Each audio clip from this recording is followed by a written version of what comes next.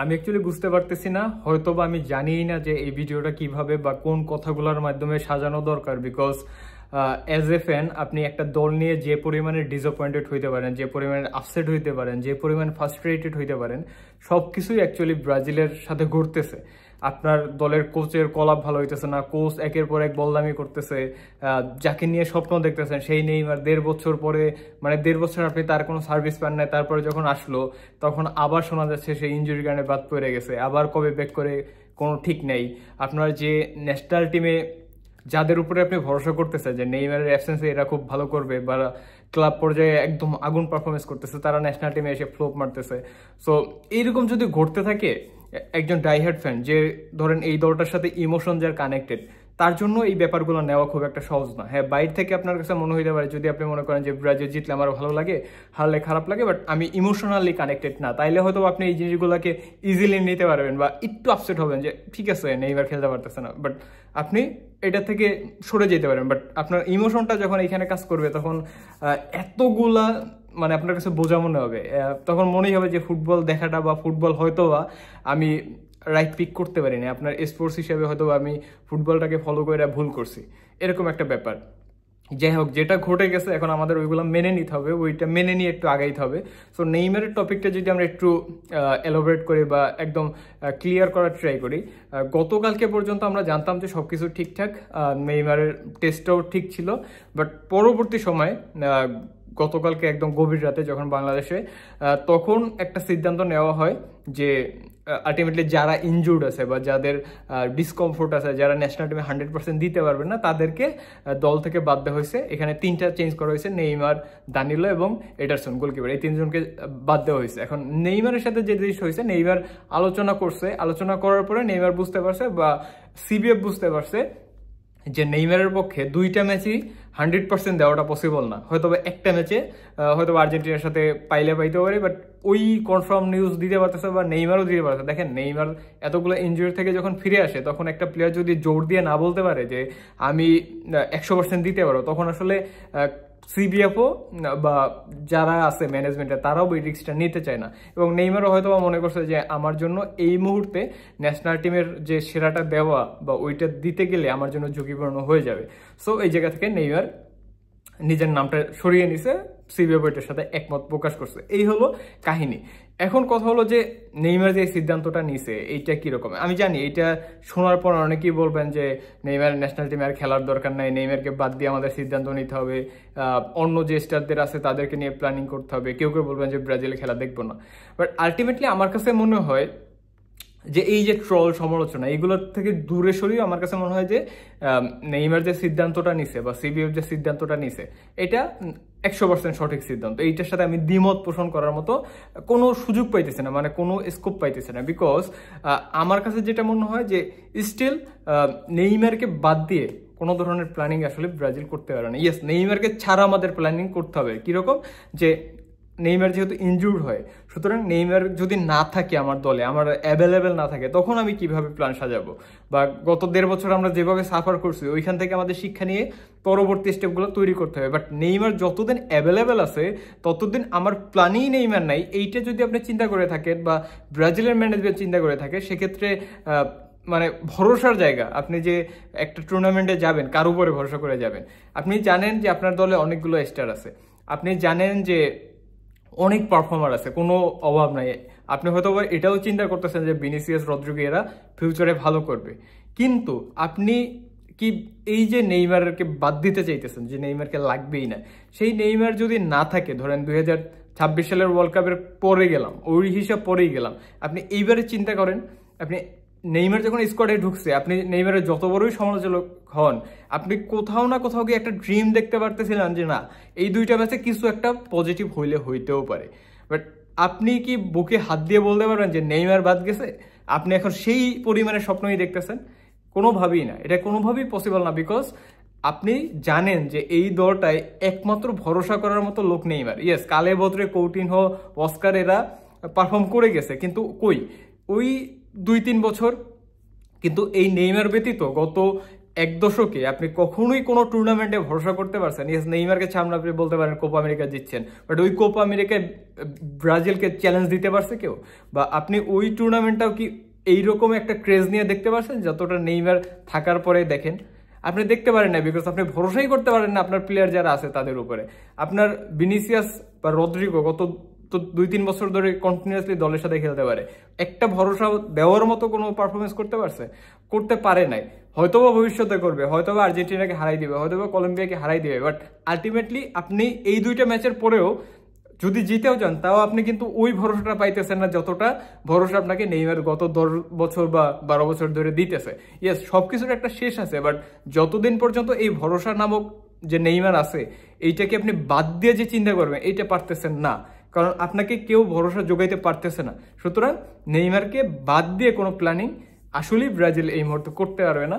নেইমারকে ছাড়া আমরা কিভাবে আগাইতে পারি যে কোনো একটা টুর্নামেন্টের আগে, বা নেইমার আমার দলে আছে শুরু করতে পারতেছে না, এই টাইমে আমি কিভাবে দলটাকে সাজাবো? নেইমার রেড কার্ড খাইছে, এখন আমি কিভাবে পরের ম্যাচটা সাজাবো? এই পরিকল্পনা আমরা করতে পারি আনটিল নেইমার টোটালি রিটায়ারমেন্টে চলে যায়। এই হলো আমার ব্যক্তিগত মতামত। এখন যদি এটার সাথে কেউ দ্বিমত পোষণ করেন আপনি করতে পারেন, বাট আমার কাছে এটা মনে হয়েছে।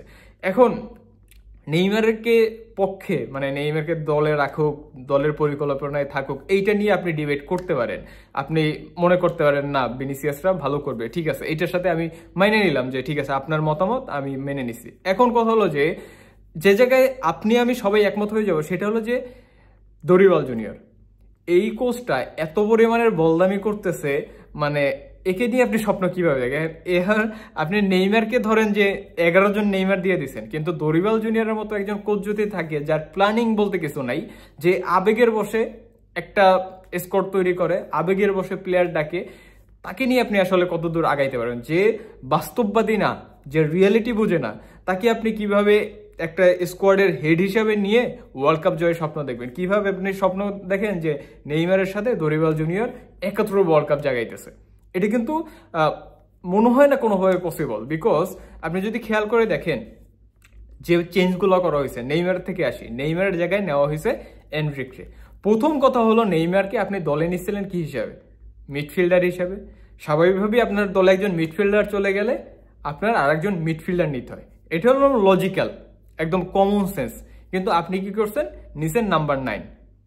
তার মানে আইদার আপনি আগের বার ভুল করছেন ওর এইবার আপনি ভুল করছেন, 2 বারের একবার। অথবা আপনি আগের বার মনে করছেন যে নেইমারকে দিয়ে মানে এমনভাবে দলটা সাজাবো যে নেইমার আছে, এবার জোড়াতালি দিয়ে আমি খেলা শেষ করে দেব। এখন নেইমার নাই, এখন আপনার রিয়েলিটি মাথায় আসছে। কিভাবে দেখেন, আপনি যদি মনে করেন যে নেইমার এই দল থেকে চলে গেছে, তাহলে পিওর অ্যাটাকিং মিডফিল্ডার বলতে এই দলটা কিছু নেই। ইয়েস, রাফিনা এখানে হয়তোবা অ্যাটাকিং মিডফিল্ডার পজিশনে চিন্তা করা হবে, এখানে হয়তো আপনি রদ্রিগো অ্যাটাকিং মিডফিল্ডারের চিন্তা করা হবে।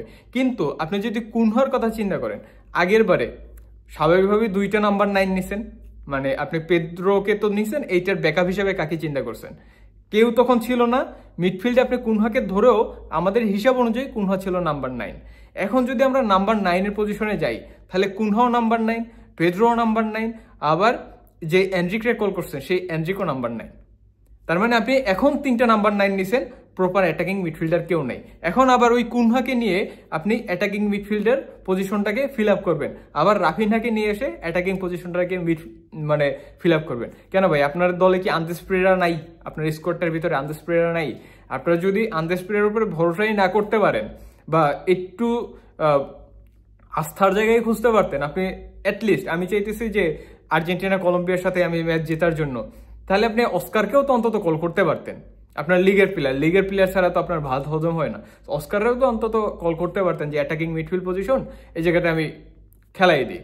বা এই জায়গায় যদি আপনি চিন্তা করেন অ্যাটাকিং পজিশনে বর্তমানে আমি এনরিকে যখন ইনক্লুড করলাম, এনরিকে ইনক্লুড করা মানে কি, যে ওকে আমি এইভাবে তৈরি করতেছি যে আমার স্টার্টিং 11-এ এনরিকে নামবে না, এটা আমরা ধৈরেই নিতে পারি। বিকজ আপনি আর্জেন্টিনার সাথে খেলবেন, আপনি কলম্বিয়ার সাথে খেলবেন, যেখানে রিয়াল মাদ্রিদের মতো একটা দল যারা ওকে লা লিগার কোনো ম্যাচে স্টার্ট করাইতেছে না যদি বিপদে না পড়ে, শুধুমাত্র কোপা দেল রের মতো যে টুর্নামেন্টগুলোতে ছোট ছোট দলকে ফেস করতে হয়, ওইসব দলে ওইসব টাইমে যখন খেলানো হয় তখন শুধুমাত্র এনরিকে স্টার্ট করায়, তাহলে তো আপনি আর্জেন্টিনা কিংবা কলম্বিয়ার এগেনস্টে তো ওকে স্টার্ট করাইতে পারবেন না। হিসাব তো বরাবর। আপনি যদি ওই স্টার্ট করাইতে যান, এরকম বিগ ম্যাচে যদি স্টার্ট করাইতে যান, তাহলে আলটিমেটলি কি হবে? ওই যে আমরা দেখছি না কোপা আমেরিকা উরুগুয়ের সাথে বলই টাচ করতে পারতেছেন না, বিকজ আপনি ওর উপর প্রেশার দিতেছেন। আপনি এখন আর্জেন্টিনার সাথে বা কলম্বিয়ার সাথে নামাই দিয়ে ওই প্রেশারটা দিবেন না, নাম্বার 1। তার মানে আপনি এনরিকে নিচ্ছেন শুধুমাত্র দলের সাথে ক্যারি করার জন্য, লাস্টে 5-10 মিনিট খেলবে, 1 নম্বর। আর 2 নম্বর, আপনার এই 5-10 মিনিট খেলার জন্য, 3-4 মিনিট খেলার জন্য আপনি এস্তাবিওকেও নিয়ে রাখছেন, বিকজ আগের কলে আপনি রাফিনহা, সেভিনহো, তার সাথে রদ্রিগো, এই 3 জন নিয়েছিলেন রাইট উইঙ্গার, ওইটার সাথে আরো একজন নিয়েছিলেন এস্তাবিওকে মানে ব্যাকআপ হিসাবে, মানে আমি দলের সাথে রাখতেছি, ফিউচারে কাজে লাগবে। এখন আপনি একে তো 23 জন নিতেছেন। আমার কথা হলো যে আপনি যদি 26 জন নিতেন, আর্জেন্টিনা 33 জন নিয়ে বসে আছেন, নিতেন, তাহলে কথা নাই যে ঠিক আছে এরকম 2-4টা প্লেয়ারকে আপনি নিতে পারেন। এখন আপনি খেলতেছেন 2টা হাই ভোল্টেজ ম্যাচ, যে 2টা ম্যাচে আপনি যদি হাইরে যান তাহলে কিন্তু মহাবিপদ। আপনি এমনিতেই 5 নম্বরে বসে আছেন, আপনাকে টপকায় দেওয়ার জন্য পিছনে প্লেয়ার মানে দল রেডি। এই জায়গাতে যদি আপনি এস্তাবিওকে নেন শুধুমাত্র মানে কিছু 2-4 মিনিট খেলার জন্য, আপনি এনরিকে নিতেছেন 2-4 মিনিট খেলার জন্য, তো আলটিমেটলি আপনার দলে 21 জন আছে যারা ম্যাচের মধ্যে রেডি, যে কোনো সিচুয়েশনে আপনি ওদেরকে স্টার্ট করে দিতে পারবেন। মানে আপনি ইচ্ছাকৃতভাবে দলের যে অপশনগুলো এগুলো কমাই ফেলতেছেন। এরপরে আসেন, যদি আমি অ্যাটাকিং মিডফিল্ডার পজিশনে কুনহাকে নিয়ে যাই, আমি যদি অ্যাটাকিং মিডফিল্ডার পজিশনে রাফিনহাকে নিয়ে যাই, তাহলে রদ্রিগো রাইট উইঙ্গার এখন তো আর কোনো মানে বিবেচনার বিষয় নেই, বিকজ আমার রাফিনহা অ্যাটাকিং মিডফিল্ডারে চলে আসছে, তাহলে ওর জায়গায় থাকতেছে সেভিনহো। এই 2 জন যদি রাইট উইঙ্গার হয়, এট দ্য সেম টাইম আবার এস্তাবিও রাইট উইঙ্গার, তাহলে ভিনিসিয়াসের এবার ব্যাকআপ কই? আলটিমেটলি আপনার কাছে কিন্তু ওই ব্যাকআপটা নাই, পিওর অ্যাটাকিং মিডফিল্ডার আপনি জোড়াতালি করতেছেন, আবার ভিনিসিয়াসের প্রপার একটা ব্যাকআপ নিতে পারতেছেন না। আপনি যদি রদ্রিগোকে ভিনিসিয়াসের ব্যাকআপ চিন্তা করেন, তাহলে আপনার এখানে সেভিনহো এবং এস্তাবিও, মানে লজিক্যালি যদি চিন্তা করেন। আবার যদি আপনি সেভিনহোকে ভিনিসিয়াসের ব্যাকআপ চিন্তা করেন, তাহলে আবার এস্তাবিও হয়ে যায় রদ্রিগোর ব্যাকআপ, যাদের উপরে আপনি হয়তোবা ওই ভরসাটা করতে পারতেছেন না। তার মানে আলটিমেটলি এক নেইমারকে সরাই দিয়ে আপনি যখন একজন নাম্বার 9 নিছেন, তার মানে আপনি এখানেই প্রমাণ করে দিচ্ছেন যে আপনার পরিকল্পনায় যথেষ্ট পরিমাণে ঘাটতি আছে। এরপর আসেন, আমরা যদি আরেকটা চেঞ্জের দিকে যাই, সেটা হলো যে সান্দ্রোকে কল করা হয়েছে দানিলোর জায়গায়, দানিলো বাদ গেছে। এইটা খুবই আনন্দের বিষয়, খুবই সুখের বিষয়। ওইখানে একটা জিনিস অ্যাড করি, যে জিনিসটা আমি বলতে চাচ্ছিলাম, আন্দ্রেস পেরেরার সাথে সাথে আমরা এখানে কিন্তু লিনোকেও কল করতে পারতাম। লিনোকে কল করতে কি লাভ হইতো কি? দেখেন, আপনার সান্দ্রো এক হলো মানে বাতিলের খাতায় চলে গেছে, তাকে আপনি কল করছেন।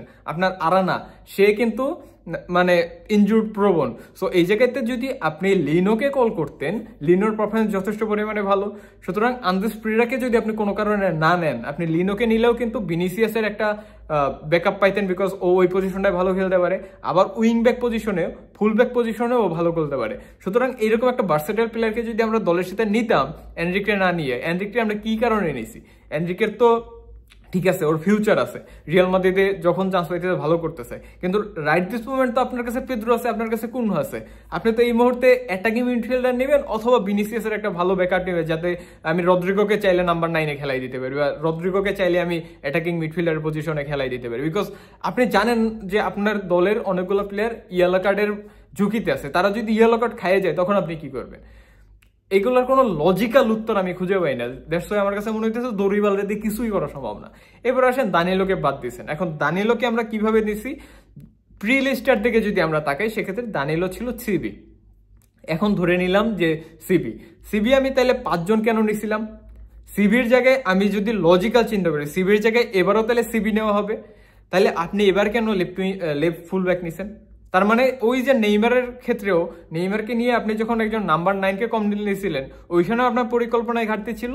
আবার এখন যেহেতু একজন সিবিকে বাদ দিয়েছেন, এখন সিবিকে বাদ দিয়ে যখন লেফট ফুল ব্যাক নিতেছেন, যখন দল ঘোষণা করছেন, তখন আমরা চিল্লাপাল্লা করছি লেফট ফুল ব্যাক কই, তখন আপনি চুপচাপ ছিলেন, আপনার দানিলোকে নিতে হয়েছে। এখন যখন দেখছেন যে দানিলোকে আমি নিতে পারতেছি না, তখন আপনি লেফট ফুল ব্যাক পজিশনে গেছেন। কিংবা আমরা যদি দানিলোকে রাইট ফুল ব্যাকও চিন্তা করি, তাহলে আপনি 3 জন রাইট ফুল ব্যাক নিয়েছিলেন, আর এইদিকে আপনি একজন শুধুমাত্র লেফট উইং ব্যাক নিয়েছিলেন, বা যেটাই বলেন লেফট ফুল ব্যাক।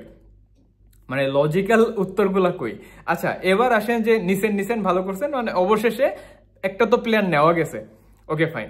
এবার আমার কথা হলো যে আপনি কোন লজিকে সান্দ্রোর মতো একটা প্লেয়ারকে দলে নেন? আপনার কায়ো হেনরিক আছে, কার্লোস আগস্টোরে আছে, আপনার সান্তোস আছে, যারা রাইট দিস মোমেন্ট খুব ভালো ফর্মে আছে, ভালো শেপে আছে। এখন আপনি সান্দ্রোকে কল করছেন, সান্দ্রো গত 1.5 মাসে ম্যাচ খেলছে 3টা, তার ভিতরে শুধুমাত্র একটা ম্যাচে স্টার্ট করছে যেখানে তার রেটিং মানে রেটিং হলো 6.6, আর বাকি সবগুলো ম্যাচে বেঞ্চ। তার উপরে একটা ম্যাচে খেলছে 29 মিনিট, একটা ম্যাচে খেলছে 8 মিনিট। গত 1.5 মাসে এই একটা প্লেয়ারের খেলার অবস্থা, সেই প্লেয়ারটাকে আপনি কল করছেন। এখন আমি এটাও মাইনে নিতাম যদি এটা হইতো যে সব প্লেয়ার ক্যাম্পের সাথে যোগ দিয়ে দিছে, আমার আর্জেন্টিনার সাথে খেলতে যাব, ওই সময় একটা প্লেয়ার ইনজুর্ড হয়ে গেছে, তাড়াহুড়া করে আমার একজন সিনিয়র ক্যাম্পেইনার লাগবে, আমি নিয়ে নিলাম। কিন্তু আপনার কোনো প্লেয়ার এখন পর্যন্ত ক্যাম্পেই যোগ দেয় নাই, আপনার এখনো মানে 17 তারিখ যদি ক্যাম্প শুরু হয়, এখনো আপনার হাতে 3 দিন সময় আছে, ইউরোপের কোনো প্লেয়ার আসে নাই, আপনি এখানে সান্দ্রোকে কল করতে পারেন কিভাবে, কোন যুক্তিতে?